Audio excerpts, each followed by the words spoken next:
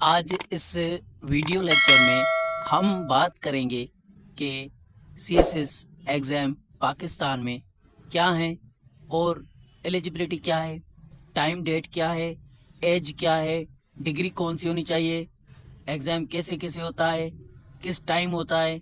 ये हर जो भी सवाल होता है स्टूडेंट का, जो भी सर्च करते हैं, उस हवाले से सारा कुछ डिटेल में हम सीएसएस के बारे में बात करेंगे कि पाकिस्तान में सीएसएस एग्ज़ाम क्या है। तो सबसे पहले देखें, CSS stand for Central Superior Services. It's Pakistan's primary civil servant service examination conducted annually by the Federal Public Service Commission (FPSC) to recruit top tier bureaucrats.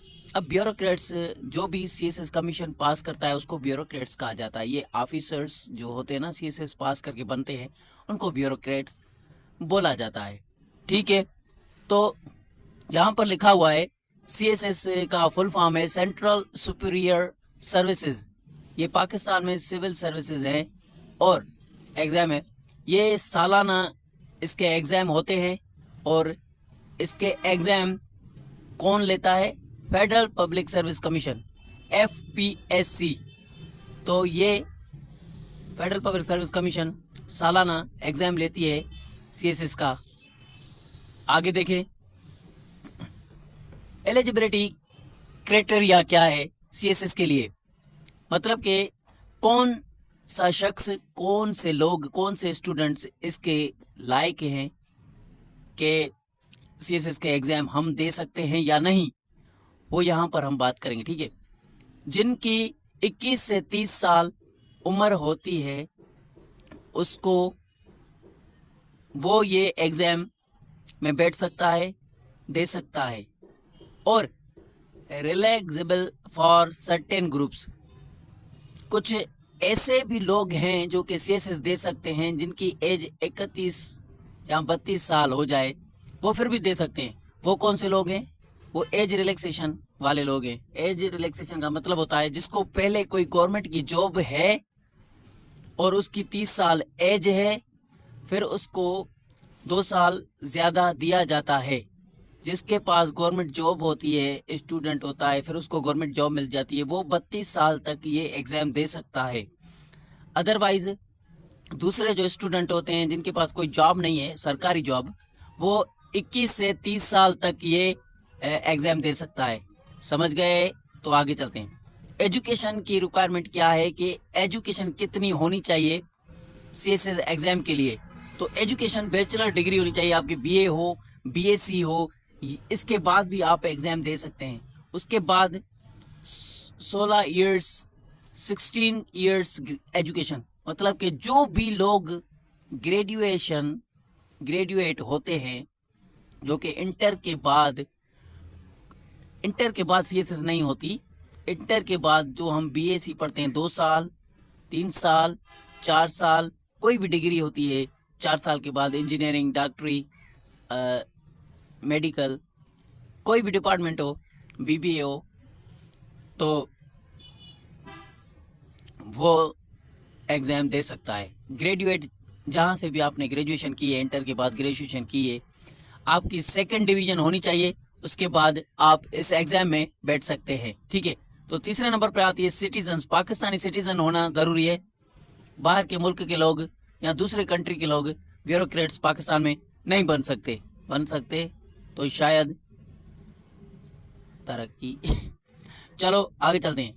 चौथे नंबर पर फिजिकल फिटनेस पास medical examination. Physical fitness भी होनी चाहिए। और ability और disability में मतलब ये होता है कि किसी की टांग खराब है, किसी मतलब कि कोई डिसेबल है, डिसेबल का मतलब होता है कोई लंगड़ा लूला, तो वो भी एग्ज़ाम दे सकता है, लेकिन उसके लिए कोई डिपार्टमेंट है, उनमें उनको रखा जाता है। ठीक है, तो फिजिकल फिटनेस पास मेडिकल करने के बाद इंटरव्यू होता है, एग्ज़ाम होता है। इंटरव्यू के बाद ये सब कुछ एग्ज़ाम, मेडिकल टेस्ट होती है। ठीक है, एग्ज़ाम स्ट्रक्चर। अब एग्ज़ाम किस तरह से होता है, एग्ज़ाम में कौन कौन से सब्जेक्ट आते हैं, क्या आता है क्या नहीं आता, ये सब हम डिस्कस करेंगे। एग्ज़ाम स्ट्रक्चर में सबसे पहले रिटन टेस्ट। अभी तो सबसे पहले टेस्ट होती है, वो होती है स्क्रीनिंग टेस्ट। प्रीलिमिनरी टेस्ट हम जिसको कहते हैं, और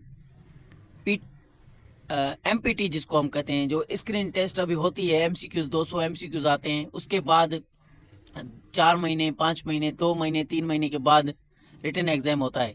अभी ये मंथ चल रहा है नवंबर का, नवंबर में अभी क्या है, सीएसएस की स्क्रीनिंग टेस्ट है जो कि 200 एमसीक्यूज होंगे, और उसके बाद जनवरी आएगी, अभी आने वाली है दिसंबर जनवरी फरवरी के महीने में सीएसएस के फुल एग्जाम होंगे, आंसर क्वेश्चंस पूछे जाएंगे फुल डिटेल में, पाकिस्तान हिस्ट्री जो भी 12 सब्जेक्ट है उनके, एक दिन में एक पेपर होगा, दूसरे दिन में दूसरा। मैंने ये सारे कंप्लीट पाकिस्तान अफेयर के लेक्चर दिए हैं, इस्लामिक स्टडी के भी दिए हैं, इंग्लिश ऐसे के भी दिए हैं, 12 सब्जेक्ट अपलोड करूंगा इस चैनल पर, और ऑलरेडी बहुत सारे वीडियो मैंने अपलोड किए हैं। अभी शुरू करने जा रहा हूँ कि सीएसएस में जो क्वेश्चन पूछे जाते हैं, क्या पूछा जाता है पाकिस्तान हिस्ट्री में, वो फुल आंसर करके अपलोड करूंगा, ठीक है। और टेक्निक भी बताऊंगा, जैसे आप ऐसे देखते रहे, जैसे कि सीएसएस एग्जाम में आप बैठे हैं, अभी आ गया कोई सवाल, एवेल्यूएट करें द काजी आजम मोहम्मद अली जनाब की लीडरशिप, तो ये हम कंप्लीटली अभी इसके बारे में ऐसे पेपर को लिखूंगा मैं तुम्हारे सामने, आप ऐसा फील करना जैसे कि हम एग्जाम में बैठे हैं, ठीक है। क्वेश्चन और आंसर सोल्व करने का एक अलग प्लेलिस्ट बनाऊंगा, क्वेश्चन 1 क्वेश्चन 2 क्वेश्चन 3, ये सारा डिटेल में मैं डिस्कस करूंगा। पाकिस्तान की हिस्ट्री पूरी होने वाली है, ठीक है, इसी वीडियो की लेक्चर, इसी वीडियो के बाद और इसी चैनल पर CSSPMS मटेरियल अवेलेबल है, ठीक है, इस चैनल का नाम है। तो रिटन टेस्ट होती है, उसमें 12 सब्जेक्ट होते हैं, 12 पेपर होते हैं, ठीक है। तो टोटल 12 सब्जेक्ट्स के 101 पेपर की फुल मार्क्स होती है, 35-40 पर आपको पास किया जाता है एक पेपर में। टोटल आपकी 1200 मार्क्स बनेगी तो आप रिटन एग्जाम में पास हो जाएंगे।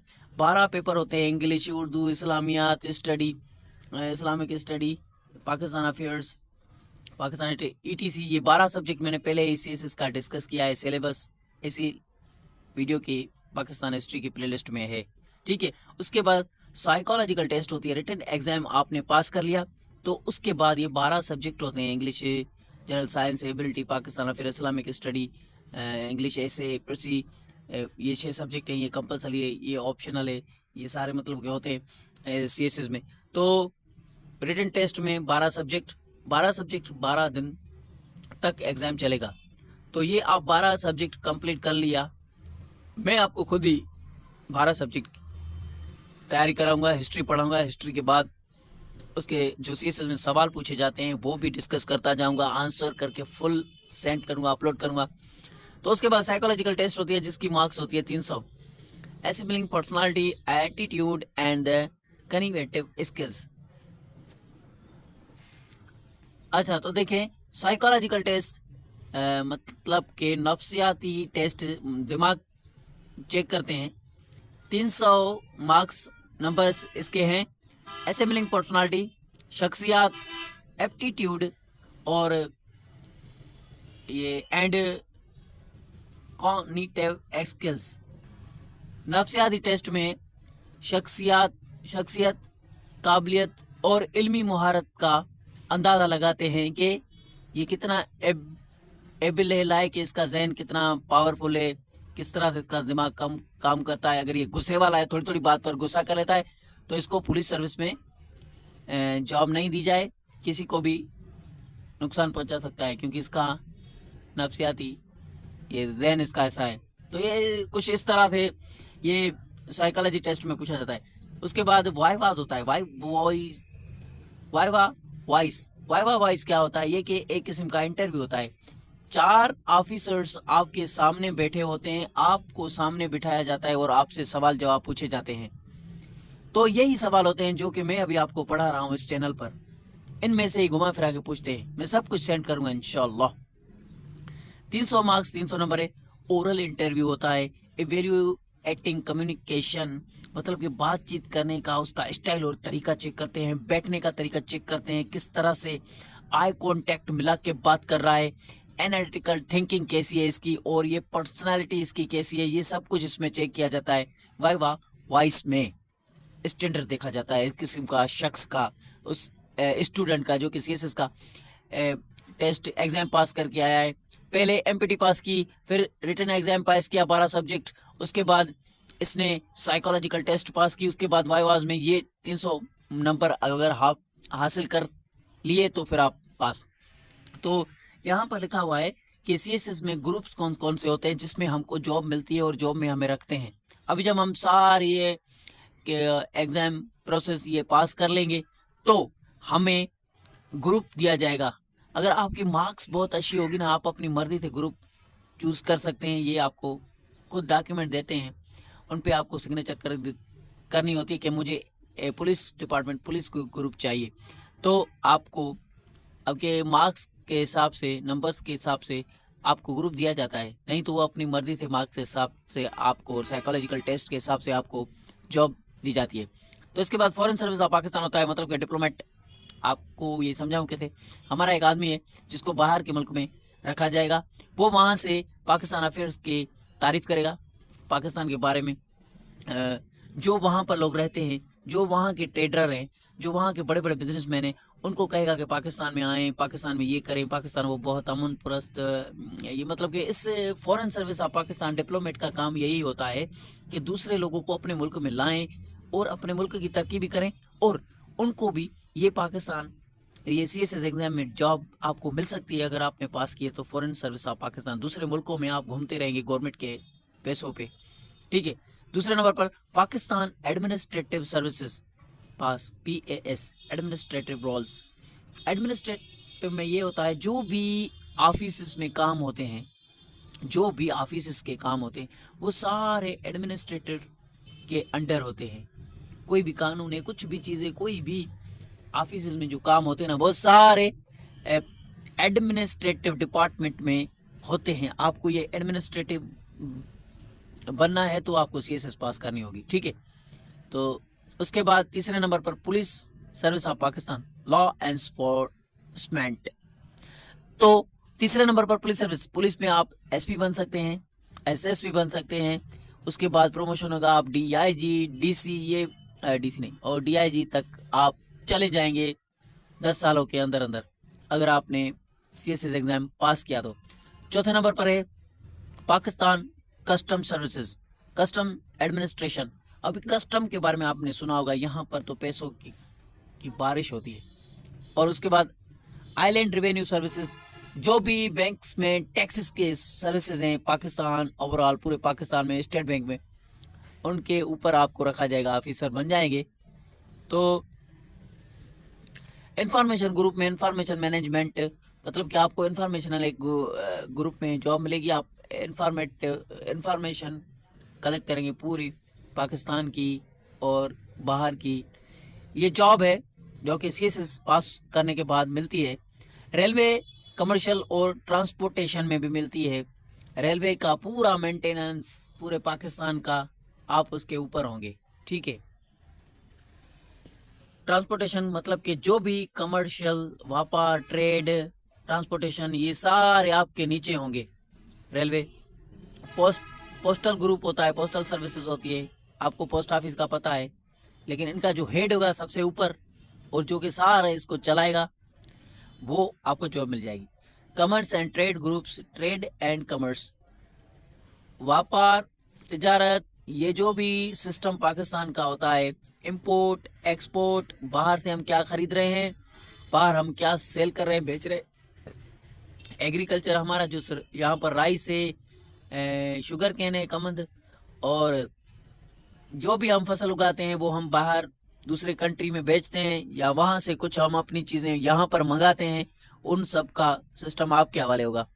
10 नंबर पर military lands and cantonments group, military में आपको एडमिनिस्ट्रेशन बनाया जाएगा, मतलब कि मिलिट्री का एक किस्म का चीफ मिनिस्टर, लीडर बन सकते हैं आप मिलिट्री में, आर्मी फोर्स में। तो ये 10 ऐसे ग्रुप्स हैं जिसके अंदर बहुत सारी जॉब्स मौजूद हैं।